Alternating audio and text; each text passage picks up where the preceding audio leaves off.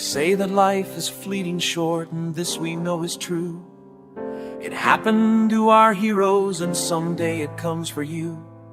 Their arteries were harder than a shell on some old tortoise, and so begins the tale of Misters Rigor and of Mortis. Rigor was a handsome youth and grew to be quite strong. Mortis was slight in stature, and he grew too lean and long. They grew up in different cities, Boston and St. Paul. Were it not for fate, they might have never met at all. Mortis worked in advertising for a beverage firm. He believed that early birds would always catch the worm. He worked late, would rarely date, his dance card never filled. Drank 6 cans of cola daily, not a drop was spilled.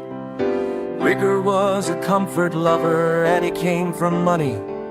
Mom and Dad would overbuy the things they got for Sonny. When they passed, he had amassed a lot of spending cash. Lived a merry lifestyle, thought he'd never crash. Happened on a windswept day down on the Boston Common. Mortis troubled at the door and couldn't let his mom in. A man from Minnesota was quick to pull the trigger, and Mortis got a helping hand from one good Mr. Rigor. And once the door was open, Mortis stood there like a sentry. He smiled and he beckoned Rigor there to make an entry.